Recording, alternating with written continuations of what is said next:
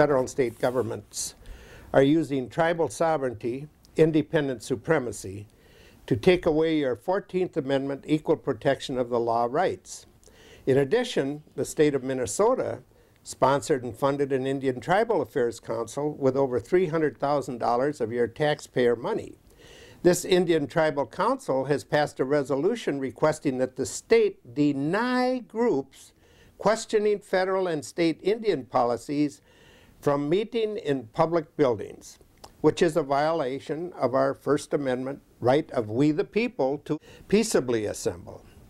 Then to top it all off, we citizens are watching as untaxed gambling dollars are being used by the tribes to buy up land at bankruptcy prices as a commercial overharvest of our lakes results in the bankruptcies of our resorts and sports fishing tourism related businesses.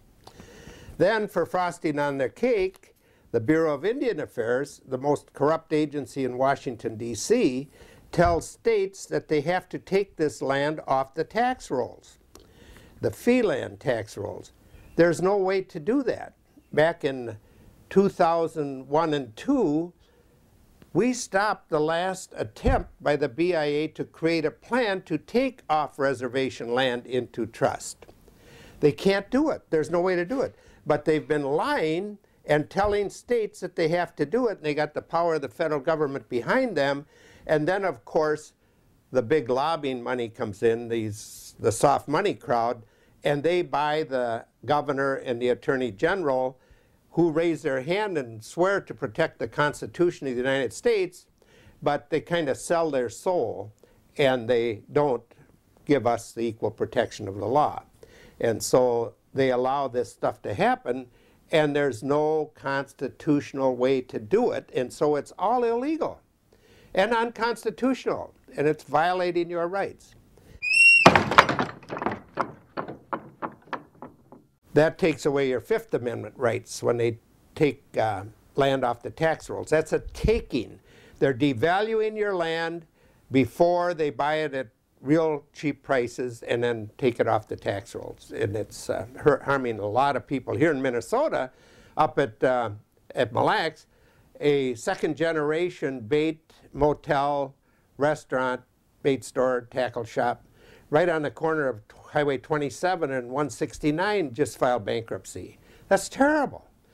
Their tackle sales went from 90,000 to 60,000 to 40,000, like just in a 3-year period. You know, I mean, over half reduction. And when they changed the slot limit, it just impacts the tourism trade like crazy. It just shuts the door. People stop coming. Izadi's up there, where people go who like to play golf and fish. They'll fish half a day, play golf half a day. They just filed for bankruptcy. Their land is available for nothing. You know, this is just a terrible thing. And a few years ago, like 3 or 4 years ago, 40 businesses at Leech Lake went broke while the tribes over-harvested the lakes. You know, they gill net the lakes to death, and then the resorts just go broke. The tourism businesses go broke. And at Red Lake, several years ago, the tribes netted outside of their, they own about 2/3 of the lake on the bottom, and or they have a agreement with the lake, with the state to commercially fish there. The tribes set miles of nets illegally in the northern third of the lake and ran 20-some resorts out of business. They depleted the fish in the lake. The resorts went broke. The state of Minnesota did nothing to protect the private landowners. So as the lakes are over-harvested, the very, very rich get around just compensation for the taking of your property by destroying the land values first. That's also why they've given the Indians self-determination in the reservation areas.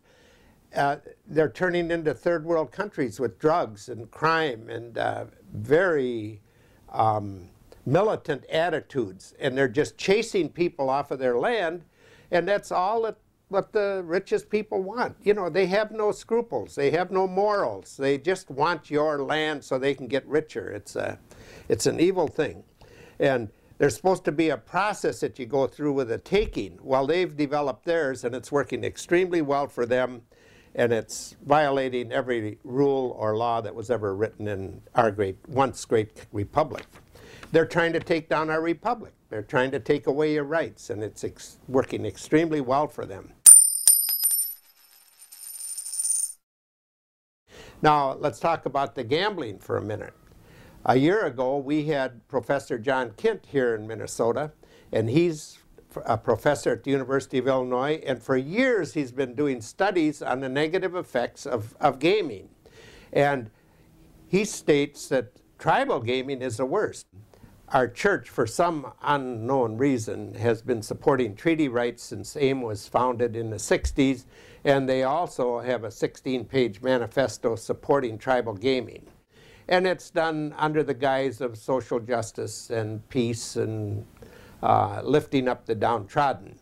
But like we're telling you, this is all a con game. You know, it's just a clever marketing scheme, and it's not doing anybody any good. The bad thing about the gambling, especially if they cheat, and we know that they cheat here in Minnesota, Professor John Kent says that the social costs from gambling, every dollar that the tribe takes in, costs citizens in social costs as crime escalates 10% per year after the third year.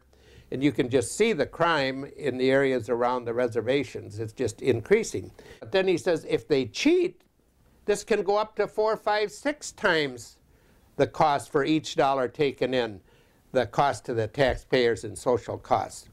So we've got no problem with people going out and gambling if it's regulated right and it's fair and honest. But when you don't have sin taxes, like you do on alcohol and cigarettes, then there's questionable partners with this gambling too. There is some Abramoff partners' involvement in this tribal gaming, and that the money is flowing to people that you don't even know who it's going to. And it's a network that's worldwide, and so it's a big social problem for our country and every one of us citizens.